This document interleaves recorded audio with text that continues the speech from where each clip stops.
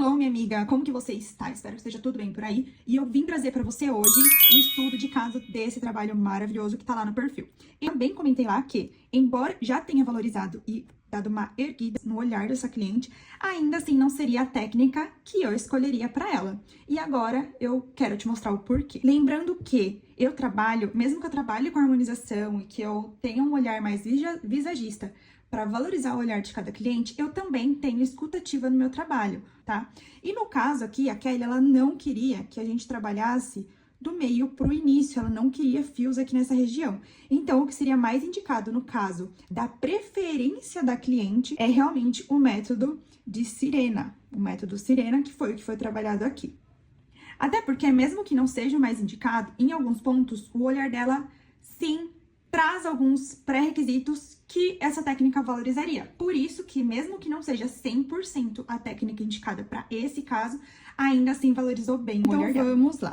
Agora, com os dois olhos dela aqui em evidência, para vocês conseguirem analisar melhor junto comigo, vamos destrinchar junto esse caso lindo aqui.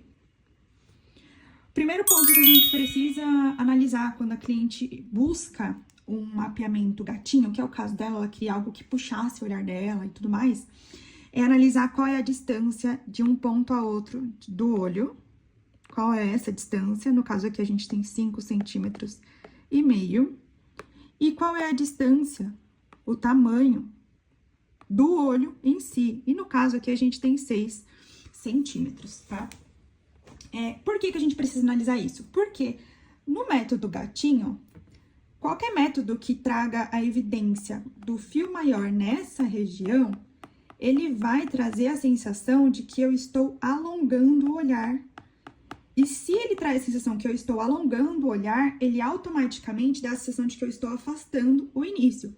Então, se a distância do início for maior do que a largura dos olhos dela, essa técnica já não seria indicada, porque ela não ia valorizar, ela não iria harmonizar, iria afastar demais o olhar dessa cliente, tá?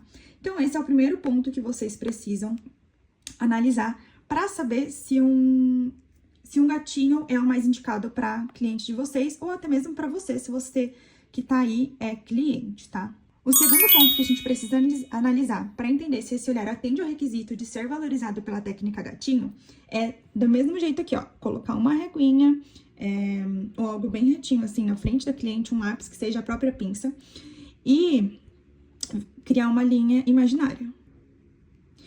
Eu criei uma linha imaginária do início do olho dela, uma linha reta, e ela veio reta em comparação ao rosto dela, tá? E aí, a gente tem um ponto aqui. Se o final, você vê aqui a dobrinha do final do olho dela, for acima do olhar, for acima dessa linha, então é um olho que está apto, sim, a receber um gatinho, tá? Se esse ponto está abaixo, você provavelmente pode acabar derrubando o olhar dessa cliente. Então, aqui, criando uma linha imaginária... Imaginária não, né? No caso, eu estou criando a linha, de fato. A gente vê que o olhar dela, ele está ou em cima, ou pra cima,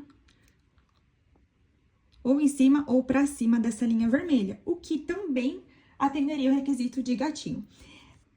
Vamos entender agora o porquê de eu já ter falado aqui pontos que valorizariam um gatinho no olhar dela, mas ainda assim não ser a técnica que eu mais indicaria para ela, né? Lembrando novamente que essa cliente queria um olhar mais alongado, um olhar mais gatinho. Então, vamos lá com a reguinha. Vou criar novamente o traço, dessa vez no azul. Então, a gente vai analisar, vai criar um traço imaginário, no caso, né, com a cliente de vocês, ou até mesmo na foto que vocês tirarem. E a gente vai analisar onde está a queda da pálpebra agora. E essa pálpebra, ela tá finalizando a queda bem aqui, ó, bem em cima da linha. Desse lado, ela tá finalizando pouquinha coisa pra cima. Então, com base em um lado, a gente conseguiria trabalhar sem derrubar o olhar dela.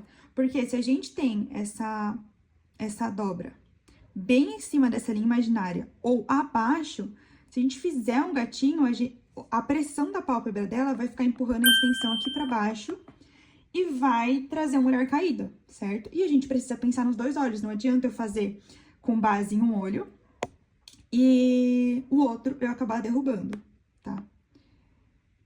Então, aqui precisa ser feito com muita cautela. Então, qual o método que eu escolheria no caso dela? Eu escolheria o método que o ponto alto, ao invés de ser aqui no final, o ponto alto fosse aqui, ó, mais ou menos nessa região. E aí, eu viria preenchendo com a extensão, com o ponto alto sendo nessa região. Trabalharia fios curtinhos, porque foi um desejo da Kelly também quando ela veio. Uns cílios mais natural, mais curtinho. E em questão de volume, a gente consegue trabalhar o volume que a cliente quiser. Ah, quero mais cheio, quero mais natural, quero um volume que apareça, mas não tanto. Então, a gente consegue trabalhar volume em qualquer mapeamento. Aqui eu tô falando com vocês em relação a mapeamento, tá? Então, aqui eu desenhei uns cílios no qual o ponto alto dela seria na região em que começa o declive da pálpebra, tá? Diferente da técnica que eu escolhi em conjunto com ela, que o ponto alto é nessa região. Ah, Nayara, mas você está dizendo que você deixou a sua cliente com um olhar caído, então, de propósito, porque você falou que a gente não pode ser com base em somente um olho. Não, não foi isso que eu falei. O meu trabalho, ele tem uma escuta ativa, como eu já falei. Eu defino junto com a cliente de acordo com o que ela quer transmitir e também de acordo com as necessidades dela. A Kelly não queria fios nessa região. Se a gente fosse trabalhar esse método sem fios nessa região, não fica bonito.